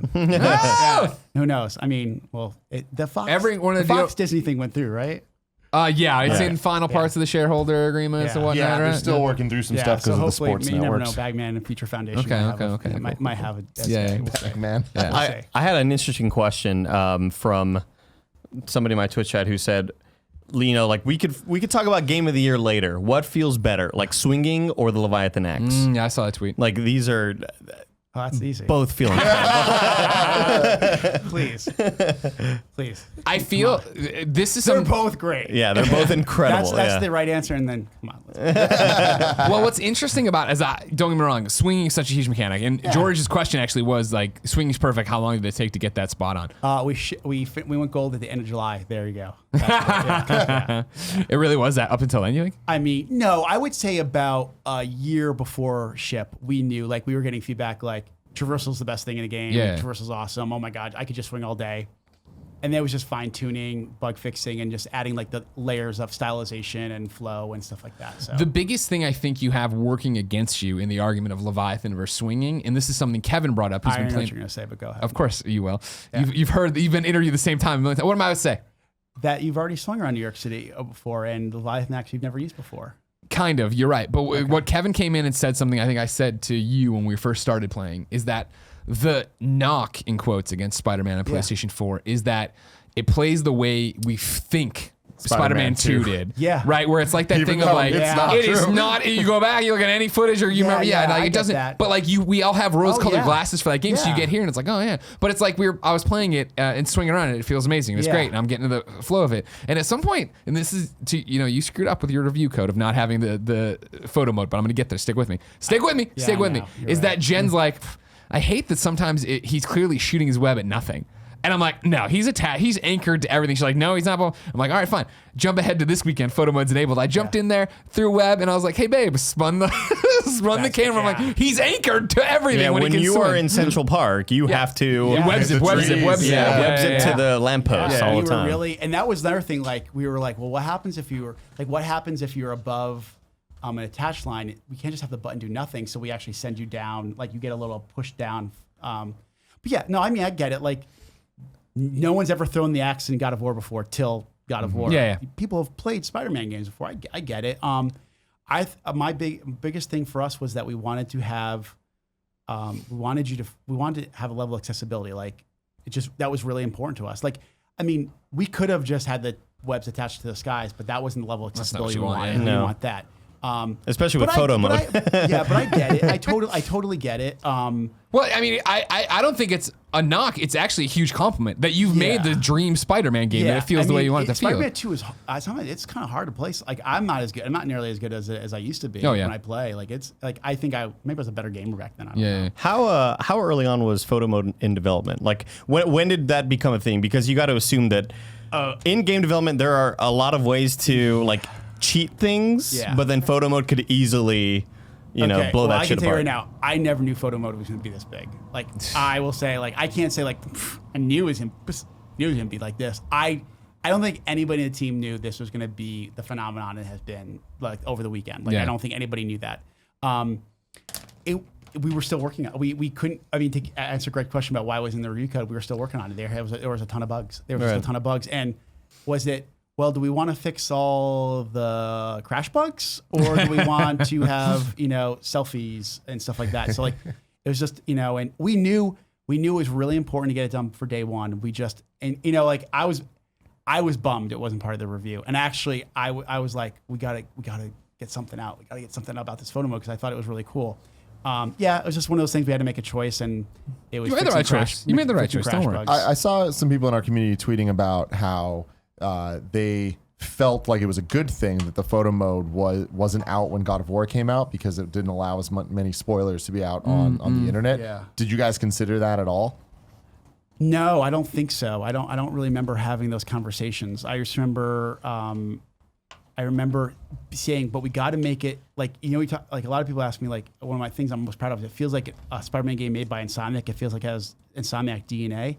I was like, we just can't do what Naughty Dog and Santa Monica do. It's got to feel like Insomniac. It's got to feel like Spider-Man, and all the, like, the stickers and emojis all and all that stuff. Like, that is very much Insomniac, and that's really was driven by Jacinda and Gil, our UI lead, to make it have that kind of personality. So I think all those other modes are fantastic, but I think ours fits our game really, really well. And I think what's great is I've seen the very dramatic, very well lit, shots. And I've also seen, like, the super fun ones. So we have a good mix. Well, what's funny about it is that I feel with Horizon and God of War, the photo mode another good one. Was very much that you ran into spoiler territory of, like, I remember when I was putting up my Horizon photos, I waited till the very end to show, like, when you went inside the giant metal structures, because that was a cool moment. But, like, Spider-Man, the ones I'm seeing, outside of the ones that are all shirtless Spider-Man, but the ones that I'm just seeing in my regular feed from people aren't spoilers. I know. They're Spidey at the Ghostbusters firehouse. They're Spidey with, like, that's a people. Really good point. I think I can honestly say I've only seen one photo sent to me that featured Otto. Yeah, exactly. Like, right. as Ock. Yeah. That's really pretty respectful. That's a great community. Yeah. They're trying not to spoil it. Yeah. Do you all have somebody in charge of, or, like, is it just production who's in charge of all the Easter eggs? Yeah, we have a lot of people. One guy, Joe Shopper, who, he's a good man. He's a good man, because he had to go through legal on a lot of stuff. Sure, like the landmarks, the Wakanda, and all that stuff. I know which question you're gonna ask me. Which one? The marriage one. No. The proposal no, I wasn't gonna do that. Okay. That's been covered to death at this point, right? So, like, it was all, like, it was Joe basically did all our New York City landmarks with, legal, all the Marvel landmarks, any Easter egg, anything we had, like the collectibles, everything was approved, and he has these giant Excel sheets, and Joe's a good man. So Joe's the one, Frank had written in and said, whose idea was it to put the ghost on the back of the Ghostbusters firehouse? Are we assuming that was Joe? No, that was probably an artist. Like, like, for example, did you guys see the GIF where someone did a close up of the missile that comes out? It says spiders. Yeah. Guaranteed to kill spiders or something like that. I didn't know that was in the game. That's awesome. I didn't know that was game. By the way, I didn't know till this morning that, because the joke where he says people see my 3 chest hairs in the one when you're in your underwear. There's actually modeled 3 hairs. That's awesome. Xavier, you are a genius. I did not know that at all, and I was like, he does like a super close up of it. I'm like, wow, and part of me was like, what else do I not know about? What else is in this game? And I guess that's why I was asking the question about photo mode, because the ability to, like, maybe block out a certain area of the world, because that the player can never get to it, but maybe photo mode might be able to reveal certain details, like. Yeah. Like, we would have never seen the details on that missile were it not for photo mode, Yeah, I think there's I'm discovering a lot of things about our game. It's been fantastic. And I will tell you that I was so concerned about people asking about the collectibles that I yesterday activated every tower and collected every collectible, so I could just quadruple check. I knew exactly what every single. I mean, I knew what they were, but, like, some things, like for example, I forgot that we had certain people sign the card when he leaves the Daily Bugle. I was like, oh. We mentioned that character. That's right. Okay. Yeah. So just in case someone asked me about it. Well, it's the same way. I mean, there's so many awesome things in there. Because, I remember I went through and did all the photo challenges, so I'm getting the Wakanda and all this stuff. But I didn't go to the ground. Like, go to the ground and get a photo with it behind you, because I wasn't thinking that way when I was playing. And it's the same way I saw it on Twitter over the weekend. Somebody being like, at Feast, it's a really nice touch that all the developers' photos are on the wall as employees of the month or whatever. That's not on there. You don't deserve it. You get all the camera time. Well, it's funny. They one of the artists put a there's the the penthouse mission where at the end you fall and you catch the guy. Yeah. One of the reserved parking spots was for me, and I was like, please change that. People are gonna think like I really have a reserved parking spot. I don't. Yeah. One of my favorite Easter eggs that I feel like is the biggest obvious cameo, Stan Lee. Yeah. Like, I feel fantastic. Like, my girlfriend was watching me play the game, and like she was super in. And when that happened, she was like, "Oh my god, they did it!" And I'm like, "Yeah, this is such a big deal. Like, this is a real." That wasn't in the press event. Yeah, I was gonna say, did you notice it wasn't in when you played? When that happened, I was like, "Oh shit!" So there's two versions of that cinematic, and when you came down in the review, I'm like, for preview, I'm like, I don't want them to see this. I wanted to be save it for the review. That's great. So we actually created two different versions of it. I mean, that's a career highlight for me to meet Stan Lee and get him in the game. And I think and he looked incredible. He looked great. Yeah, he looked great. The team did an awesome job. And I think for us was kind of that stamp of approval. Like, it was one of those, like when we had the Marvel we had the flip book at the beginning of the game. Yeah. It was like one of those things that says, like, this is real. This is Yeah. real. Darren And I asked, felt Stan Lee was that. How did the Stan Lee come about, the cameo? Was it just asking somebody to, once again, build a trademark LLC? I basically got his contact information from the Marvel Games team, and I called up and said, here's what we got going on. We had just announced the game, so at least I could have him send a trailer out. Nice. And then just worked on it for months, and we finally got him, and we brought him in to get his head scanned, which was super fun. And then we brought him into the booth, and we only had him do a couple lines because he's a busy man, and he was like, "That's it," and we're like, "Yeah, Stan, it's super easy," and it was great. He was super nice. It was great. It was like, I got to hang out with Stan Lee. Yeah. What else can you ask for? What else can you ask for? Trevor Starkey wrote in and said, "What were some of your favorite Easter eggs?" We've mentioned a whole bunch here, but is there one that stands out as the well? one where you're on the train and the snap. Oh my God. That worked last time. That was so good. And we just watched Spider-Man 2, so it was that's one of my favorites. One of them, was it referencing the PS2 Spider-Man game about the balloon? Oh yeah, there's two references, Okay. right? Yeah. So by sure. the way, all those drawings were made by kids of the studio. Like, That's so cool. They had people. Yeah, one in the backpack you get a drawing of, like, this kid made it as a thank you, and all I did was get his balloon. And then somebody told me I saw it online that a woman yells at you or something. Probably, yeah. And then we definitely wanted to have a reference to Balloon Boy. The pizza delivery hat is a little nod to Spider-Man 2.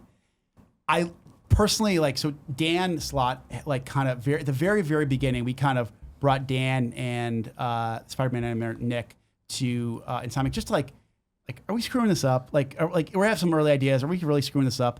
And if you follow Dan on Twitter, he likes to make the hyphen joke a lot. So that actually the note put the hyphen between Spider and Man, that's a nod to Dan, for all his helping us and stuff like that. So those are some of my favorite ones. The pizza place that he gets fired from in Spider-Man 2 is okay. It's not but I will tell you a reference. So when he is he gets evicted and he's going to try to find his stuff and he's having the back and forth about the originals and all that stuff. So I'm a huge Seinfeld fan, and that's a nod of they're talking. Remember, he's like, it's just originals, Jerry. It's just originals. Remember Kramer's Lost one time. He's like, where are you at? In front of Ray's, and he's like, original Ray's. And he's like, it's just Ray's, Jerry. And literally, that is that back and forth that's a nod. That's a little nod to For Seinfeld. me, that is something that is one of the great reference points. And then working with the cop before we knew who the cop was. Yeah. You do such a great job without beating us over the head that he is your friendly neighborhood Spider-Man. That yes, he's swinging around Manhattan, but he is also eating at these pizza places, the way he'll talk to the garbage man just like a normal person, the way he'll talk to the cop like a normal person was so great. The Pigeon Quest, yes. So the Pigeon featuring Quest, Dave Fennoy from DaveFennoy.com. That actually, I asked one of the designers, I'm like, Mark Stewart, who one of our lead designers now. I asked him, Mark, we just can't have it be pigeons. There's got to be a little bit of a story behind it. And Mark crafted this great little nod about why this guy wants all his pigeons back. It's about his wife and stuff like that. And yes, it's really just racing after these pigeons, but we want just a little bit. We try to wrap a little bit of everything into narrative. Oh, I guess I haven't done that side mission yet because sorry, I spoiled it for you. No, but I've seen it all over the internet. I've seen people talking about making jokes and memes or whatever. We really, really tried as much as we could to wrap everything in some type of narrative. Even like the towers the towers about them going offline and stuff like that. One of the side quests is the reason why they're offline is that Fist guys are going to try to break him out of jail. And they basically want to take down and keep the place occupied. That to me is one of the coolest things of this is that every single side quest and like even the little things, the collectibles add so much to the lore and backstory where it's like, thank you.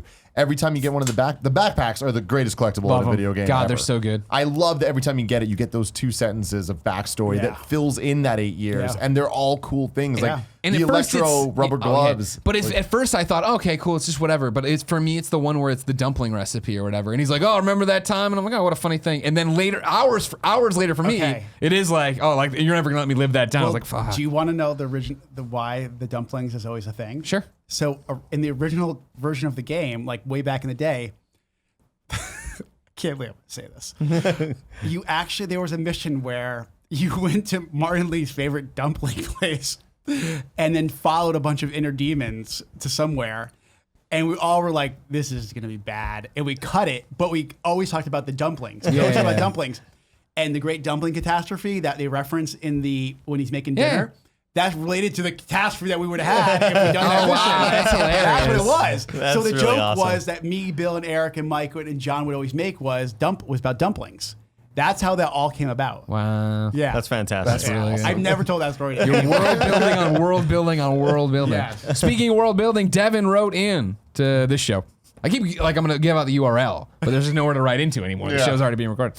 When arriving at Avengers Tower, Peter says he thinks the Avengers are somewhere on the West Coast. Is this just a reference to the West Coast Avengers, or is there any actual lore in regards to what Earth's mightiest heroes are currently up to in the universe? Because everyone wants to tie this game to the Crystal Dynamics game. I don't know. Peter's a smart guy. Devin used mainly the advanced suit, then the Mark IV armor for the Sinister Six fights. What did he use again? Mainly the advanced suit, then the MKIV armor for Sinister Six. The really shiny one. Oh yeah, Mark IV is super shiny. That, yeah. Next question I want to toss it to is Alex P. Almost Alex P. Keaton, but not. Hey Brian, loved the game and recently got the platinum. My question is, how long are the City That Never Sleeps DLCs going to be? Alex used the advanced suit. I think they're good. This is a hard question. Hard because I think that DLC is really challenging for a lot of reasons. Because, like games like Destiny prove like you can never give people enough. Like they always want more. They always want more. Our job is to, at the end of the day, is do what we did in this game: is to give people a great story. I feel like it's a satisfying story with new characters, new activities, new suits. Whether it's long enough for you or not, I don't know. I mean, I don't know what your expectations are. If you're looking for 12 hours of extra gameplay for one thing, you're not going to get that. I think it's long enough to keep you immersed in our world and tell you a new story. Okay. Along with the DLCs, like, is it just story, or are you also? I mean, you mentioned costumes and stuff like that, but are we also getting, possible side missions or more NPCs popping up with things they'd like us to go rescue or whatever? I think we're going to concentrate on the main story, but there will be more things to do. Smaller ancillary sort of thing. Yeah. Wyatt asked a question in this DLC vein. Says, I finished the campaign in the span of 2 days, and it was my favorite campaign I've ever played. Real quick, does that break your heart that 3 years of work's down to 2 days? I will tell you that in some ways, I'm really, really psyched about seeing how many people have tweeted at me saying they platinumed it, and I'm like, you've already platinumed the freaking game? Like, oh my God, like, because I spent like 3.5, 4 hours just getting those freaking backpacks last night. And I was like, how fast are these people playing it? I mean, God, they're really just good. Sittings, man. All it was sittings. When I had it, that's all I did. Really? Just boom, like, how long would you play? Like, the first one, I got it at 3 p.m. and turned it off at midnight. Like, you know what I mean? So I think this game is very special because I had the exact same experience, and it's not like we were rushing for embargo. Like, I was just playing the way I wanted to play. We're playing. It sucks you in. I said this in the review. This reminds me of the best season of Spider-Man ever. Oh, awesome. Where it's just like the story doesn't feel like a movie. It really feels like a season. And it reminds me of, you just want to binge watch it. Like, you want to get through it. And so many people online I'm seeing tweet out like, I just can't stop playing. I was shamed. I was shamed for I streamed for 8 hours, and then I was like, let me plug in my new 4K TV. Let me see how the HDR looks, And then 2 hours go by. I'm like, I'm still fucking playing this game, dude. I need to go to sleep. It's 7 a.m. I remember for me, there was one weekend where I took the game home, and we had just gotten a lot of the progression upgrades and the suits in the game. Yeah. And I was supposed to review all of these what we call the golden path of the main story missions. Yeah. And all I did the whole weekend was do the side stuff to unlock suits. And I was like, people are gonna get distracted. Oh, it's so easy to get distracted. Nice Well, it's like I said in the review, right, where the side stuff is clearly helping you so much in adding so much to the game that when it would be golden path for me would stop, and it would be, what's the new thing? Let's go get the new thing. What are the new hideouts to take down? I think it's funny that I think the most, let's call it, controversial part of the game, I think, for people who've played so far, is the side content. Especially when I read the reviews, it's like some people think side content's perfect. Some people I wish there was more. I go, I've never seen this before type stuff. Oh yeah, they were saying this repetitive crimes, right? I get it. There's only so much you can do. I think there's something where we put a lot of time and attention into that main story, and we wanted to make sure that in many ways you felt like you were really getting the best story maybe you've ever seen. But we also knew we had a responsibility to create an open world.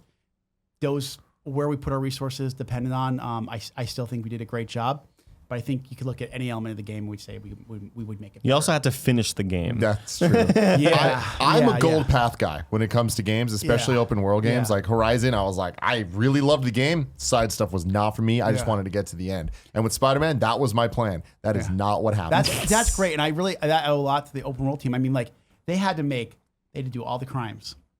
They had to make sure the traffic system was working right. That means vehicles and people. That means they had to react to the crimes appropriately. They had to interact with Spider-Man. They had to point out things in the world. They had to create all the research stations, the quests. That's a lot of stuff. And it's, I know everybody wants 300 hours of gameplay. End of the day, I don't want just to hit a number and the quality not to be good. And that was our focus. It was quality over quantity at all times. The only time I was annoyed was my own inability to figure out for a while the best way to take down the Sable camps. Because those motherfuckers were tough. Yeah, they were tough. But eventually, it was that I wasn't, you just get the iron spider legs and well, no, I was always doing web blossom. Did you figure out that you had to knock their gear off? Was that the part? Oh yeah, no, I knew that. It was just the mix in of the flying characters for the first time. I think where it was guys are tough. You have to sit there and figure it out, and then you have the watchtowers to bring those down. And it was I couldn't stealth the entire thing, it was just the game does a great job of, I think, being so accessible, like you were saying, that I was playing and I'm like, oh, I got this. And then when you get to the first part where it's like, no, actually use your wheel. I remember opening the gadget wheel. I'm like, oh, I haven't tried half of these. And then opening up and be like, oh, and then going back and fighting thugs and demons and then and it was like, oh, this is a new game now, how to fight these people. For me, the game opens up the minute you're in the air and you can yank guys up in the air. Yeah, exactly. You don't have to come down. That is for me, if I give anybody advice, just what you do is get that skill. Well, and that's the thing. Up the game. The game talks about it when you start, right? That you want to be up in the air, up in the air, and when you don't play it that way, and playing, talking to people through text, and they're bringing up oh man, I'm having such a hard time. How are you playing it? Well, I play Arkham. I'm like, that's your problem. Don't play like Arkham. Get up in the air. Play it like Spider-Man. Yeah, God, that I get the comparison. I totally and I've said to people by the way, I love that I'm on a show where people are just I'm going to leave for a couple minutes and come back. I think it's freaking. Everybody's got small bladders. We drink this much LaCroix. By the way, I'm having a blast. Oh, thank you. Yeah, we're having fun too. We can keep going. I want to keep going. This is so much fun. This is great. I'm having I'm shooting the crap. I love it. I think that first of all, you're talking to one of the biggest Arkham fans out there. I love the Batman games. Love them. But I understand people are well, did you just do Arkham today? I'm like, I can understand when you look at it, sometimes you might think that, but if you play, it's very different. We are asking you to do a lot of different things that just Batman concentrates on other things. He is on the ground, outside of what they call the Predator missions. Predator modes, where he's kind of stealthing around. Yeah. When he's in the thick of it, he is ground based. He is, using some gadgets, but really it's counter punch. Whereas it's really muscle. He's using his strength. Whereas we're saying, get off the ground, use your acrobatics. So they're different styles. there's some things that, I mean, yes, you could say they're a little bit, similar, but like, end of the day, I just want to be regarded in the same light of those games. Like those games, Rocksteady they're awesome. And I can't wait to find out what they're doing next, especially, Superman, right? Yeah, of course. And sorry, I've been waiting to say that. I came this close to wearing a Superman shirt today. But I figured that would not go over well.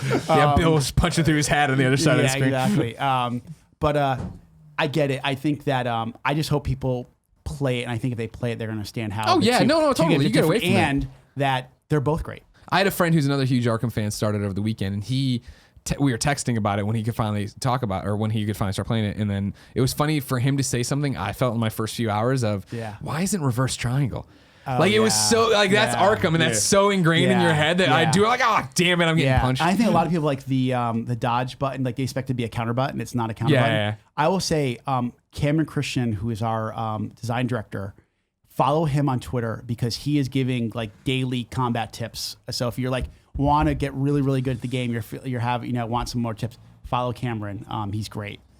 Something I didn't say in the review, and I'm not seeing enough people talk about, because it's one of those things like with video editing where when it's done right, people don't notice there's a problem. But when it's done wrong, everybody notices and talks about it. The camera in this game is amazing.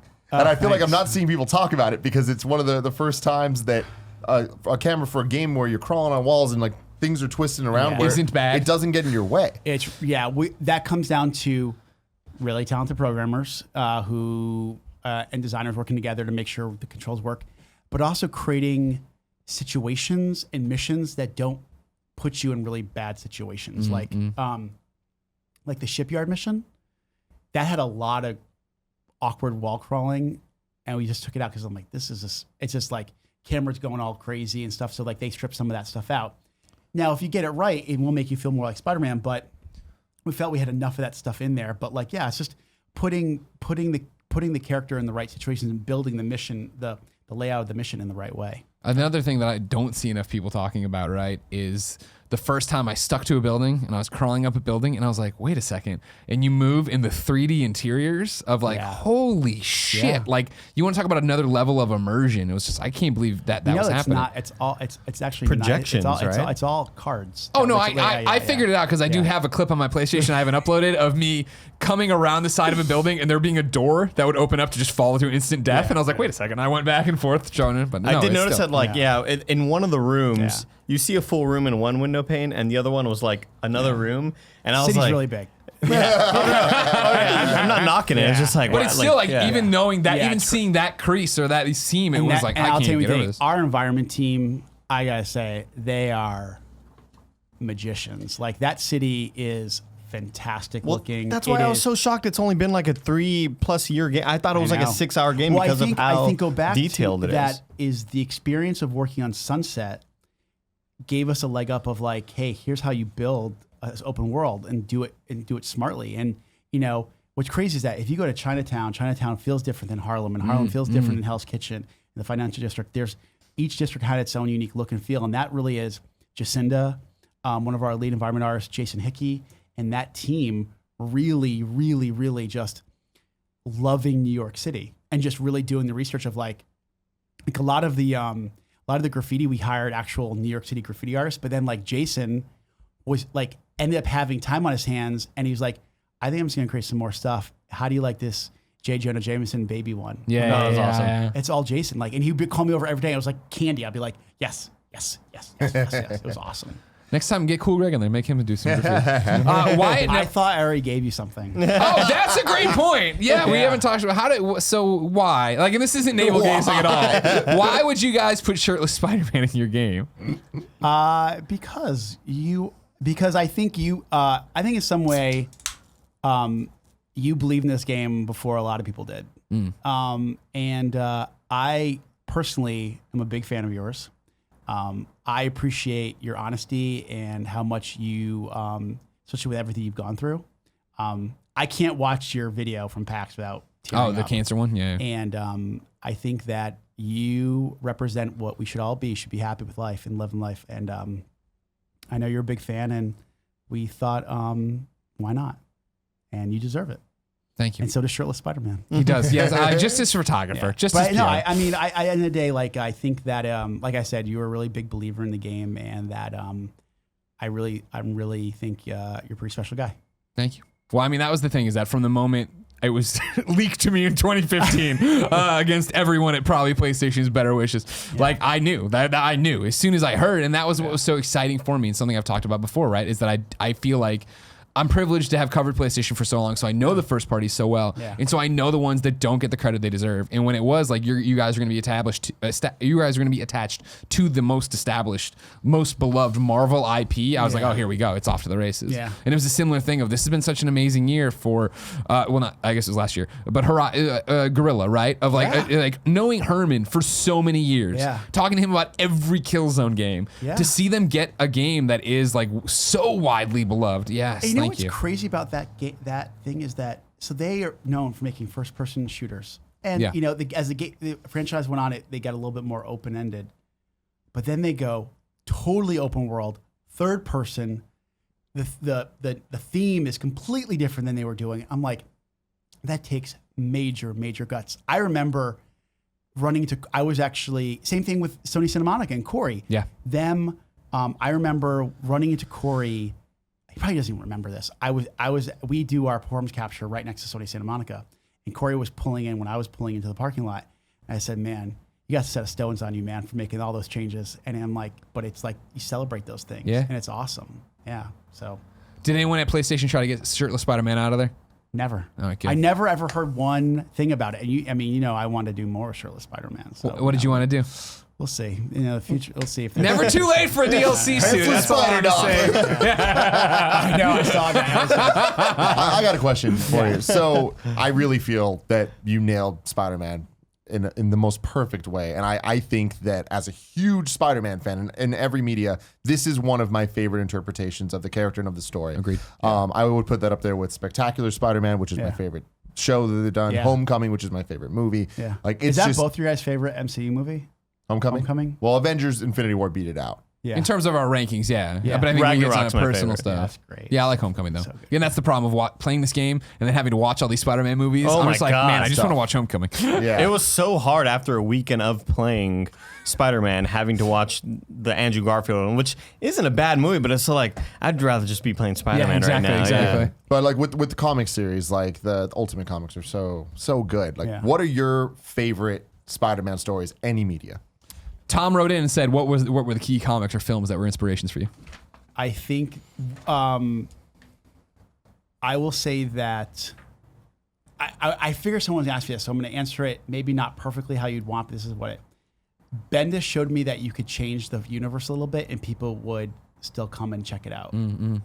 Dan Slott showed me that you can do some really off-the-wall stuff, and at the end of the day, if it pays off, people will love it. Like, I'll be honest with you. I was like, Superior Spider-Man, Doc. I was like, this is what? But then you get, I'm like, and then you love it, and then you're like, I want more of that. And Spider Island, I'm like, everybody getting Spider Power, and you're like, I want this. I think that's what he showed me. And then I think at the end of the day, we all wouldn't be here if it wasn't for the beginning of Amazing Fantasy 15 and seeing a regular Joe. I think it's that one panel where you see. You see like the jock, I think it's Flash Thompson, and then you see Peter in the background as the normal kid. That's what this is at the end of the day. It's a very relatable human kid, and that has been true from the very beginning, and it's been carried all the way through, and I think that's the kind of thing we really want. So I really think it's the roots of the beginning, the universe, familiar, fresh feeling of Bendis, and then the risk-taking of Dan Slott. And then I think, I will tell you, Kevin Feige is a huge influence on me in terms of taking properties that are beloved to people and making them so they bring in everybody possible. I mean, the guy has not released a bad movie yet. I mean, what? Like, it's ridiculous. Like, to me, sorry, I'm gonna go off my Marvel. Do it, man. Infinity War should not work. It should not work at all. That should be a bad movie. It should be, there's too many characters. Dude is purple. He looks like Grimace. It shouldn't work. It shouldn't. I mean, like, it's Star-Lord's line. It shouldn't work. And end of the day, you're like, oh my God, this is a story about Thanos. They like, pulled it off. He is the lead character of this movie. I'm like, what? And you feel for him. I know. It's like when he throws her off the I'm just like, oh my God. Even that scene before where she thinks she killed him. And I mean, and he's pushing her toward Star-Lord and like shoot. I'm almost like I'm losing it. Like it is so freaking good. And then hiring people like Ryan Coogler to do Black Panther, and I mean just absolutely nailing it. And then like Thor, taking Thor and pushing into a whole. Now Thor is like setting the tone for Thor now. I mean, he's one of my favorite parts of actually Infinity War because they kind of brought the Ragnarok style Thor to that, and he fits so well. Like, how could you not take inspiration from that group? And and then I would say lastly is Bill Roseman is a huge influence. I mean, that guy. I mean, he's my buddy. He's my brother. He's my brother, and I've spent a lot. I wrote to him this weekend. I said that Bill is not only his enthusiasm is infectious. He's got one of the biggest hearts I've ever seen, and he is a great human being. So, it's a lot of influences. There were other questions, but that's just too good. There's no way to come back from that. That was the best answer to a question I've ever seen. Thanks, Brian, thank you for Spider-Man. Yeah, you're welcome. Thank you so much. Very welcome. Please guys. tell the whole team, how much obviously I had everyone an loves absolute it. blast. I forgot we've been going for about an hour. Yes, 45 hour minutes. 45 minutes. Yeah. I feel like we could have easily done another hour and 45 minutes. I have one more question. Yeah. Did we beat Corey in the time? Are we good? I don't know. Cool, Greg. Can you look up the God of War Spoilercast on YouTube? Tell me how long that one went.